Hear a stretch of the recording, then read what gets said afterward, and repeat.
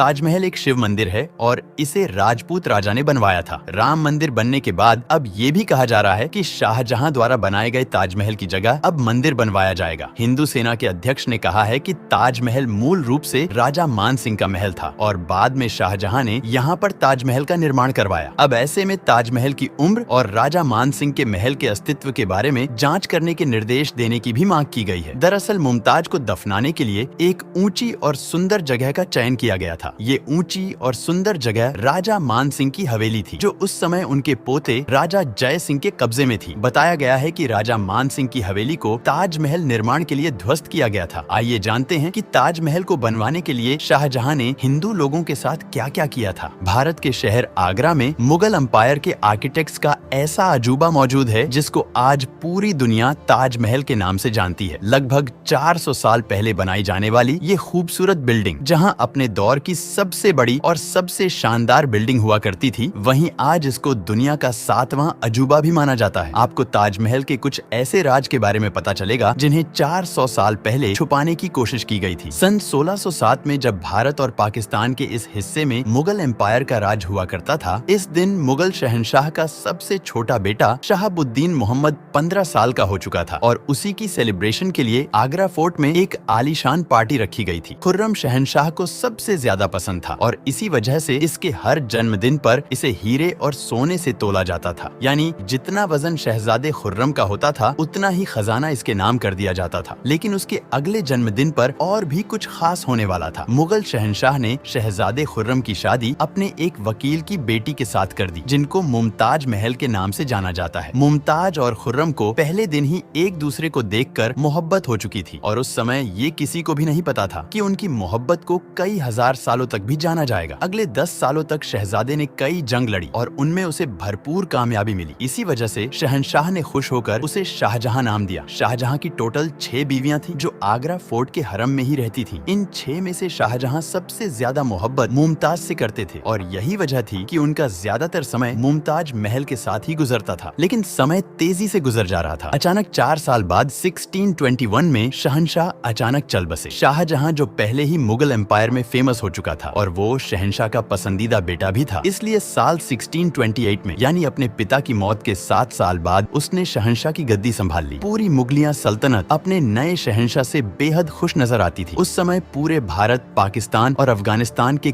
कई हिस्सों में मुगलिया सल्तनत का राज हुआ करता था। सारे फैसले खुद शाहजहां किया करता था और मुमताज महल पीछे रहकर शाहजहां को सलाह दिया करती थी। लेकिन कुछ समय बाद मुमताज महल शाहजहां के 14वें बच्चे को जन्म दे रही थी। बच्चे को जन्म देते समय उनकी हालत बिगड़ गई और 17 जून 1631 को उनकी मृत्यु हो गई। देखते ही देखते पूरी मुगलिया सल्तनत का जश्न मातम में बदल गया। शाहजहां की सबसे पहली मोहब्बत और उनकी सबसे चहेती बीवी इस दुनिया से जा चुकी थी। कहा जाता है कि गम की परछाई ने शाहजहां को काले अंधेरे में धकेल दिया था। अगले 8 दिनों तक उन्होंने कुछ नहीं खाया और अगले 2 सालों तक उनके द्वारा कोई भी कार्य नहीं किया गया। मुमताज महल ने मरने से पहले एक आखिरी ख्वाहिश की थी। वो चाहती थी कि उनकी कब्र दुनिया के सबसे खूबसूरत मकबरे में बनाई जाए। मुमताज महल की आखिरी ख्वाहिश को पूरा करने के लिए शाहजहां ने अपनी सारी दौलत दांव पर लगाने का इरादा कर लिया। मुमताज के गुजरने के 6 महीने बाद यानी 1632 में ही ताजमहल को बनाने का काम शुरू कर दिया गया। करीब 20,000 से भी ज्यादा मजदूर और कारीगरों को पूरी सल्तनत से इकट्ठा किया गया। मुमताज की कब्र यमुना नदी के बराबर में मौजूद थी। इसी वजह से इस जगह पर दुनिया की सबसे खूबसूरत बिल्डिंग बनाना काफी मुश्किल काम था। नदी के किनारे जमीन काफी सॉफ्ट होती है और अगर यहाँ खुदाई का काम किया गया तो पानी का बहाव ताजमहल की फाउंडेशन को भी नुकसान पहुंचा सकता था। इस मुसीबत से निपटने के लिए मुगल इंजीनियर ने यहाँ सबसे पहले जमीन को खुदवाना शुरू किया। मजदूर तब तक खोदते रहे जब तक सूखी जमीन नजर नहीं आई। इन खोदे गए गड्ढों को पत्थर और गारे से भरा गया और फिर उसके ऊपर पत्थरों के बड़े बड़े कॉलम्स खड़े किए गए। इस काम को अंजाम देने के लिए मजदूरों के साथ साथ हाथियों की बहुत बड़ी फौज का भी इस्तेमाल किया गया। मुगल इंजीनियर की ये ट्रिक काम कर चुकी थी और अब ऐसी मजबूत फाउंडेशन तैयार थी जो नरम जमीन पर भी फौलाद बनकर खड़ी थी। फाउंडेशन के बाद अब एक ऐसी बिल्डिंग डिजाइन बनाने की बारी थी जो आज से पहले किसी ने भी ना देखी हो। ताजमहल के डिजाइन का आइडिया शाहजहां ने अपने बाप दादा के मकबरों से लिया था। बाप के मकबरे से मीनारों का आइडिया लिया और दादा के मकबरे से बिल्डिंग का आइडिया लिया और अपने चाचा के मकबरे से डोम का आइडिया लिया था। जब इन सबको कंबाइन किया गया तो एक शानदार और आलीशान डिजाइन उभरकर सामने आया। बिल्डिंग के स्ट्रक्चर को बनाने के लिए लाखों करोड़ों ईंटों का इंतजाम किया गया। ये सब इतना आसान नहीं था, इसे बनाने के लिए बहुत बुरी तरह से पैसे भी बहाए जा रहे थे। हर गुजरते दिन के साथ शाही खजाना तेजी से खाली होता जा रहा था, लेकिन शाहजहां को किसी भी चीज की परवाह नहीं थी। बस उनको ये काम हर कीमत पर कंप्लीट करना था। कहा जाता है कि ताजमहल की कंस्ट्रक्शन में इतने ज्यादा लोग लगाए गए थे कि इनकी वजह से आसपास के इलाकों में खाना पीना खत्म हो गया। 20,000 मजदूर और कारीगरों का पेट भरने के लिए शाहजहां ने आसपास के सभी इलाकों से अनाज आगरा मंगा लिया। कई सालों की मेहनत के बाद बिल्डिंग का स्ट्रक्चर कंप्लीट हो चुका था और अब बारी थी इसको संगमरमर से सजाने की। ये संगमरमर आगरा से 400 किलोमीटर दूर राजस्थान से मंगाया जाना था। शाहजहां ने ताजमहल के लिए पूरा मकराना मार्बल रिजर्व कर लिया, यानी कि जब तक ताजमहल की डिमांड पूरी नहीं हो पाएगी तब तक किसी को भी ये मार्बल खरीदने की इजाजत नहीं थी। 1000 हाथियों की मदद से हजारों टन वजनी मार्बल राजस्थान से आगरा मंगाया गया। ताजमहल का ये खूबसूरत डोम इतना बड़ा है कि इसका अंदाजा सिर्फ आंखों से देखकर ही लगाया जा सकता है। 400 साल पहले बने इस डोम की तारीफ आज के इंजीनियर भी करते हैं कि आखिर उस समय ये डोम कैसे बनाया गया होगा। ताजमहल की खास बात ये है कि इस आलीशान स्ट्रक्चर को बनाने में 1 या 2 सालों तक नहीं बल्कि पूरे 22 सालों तक 20,000 मजदूरों ने दिन रात खून पसीना बहाकर इसे बनाया। आज के समय में इसकी कीमत का अंदाजा लगाया जाए तो ये अनमोल मकबरा $1 बिलियन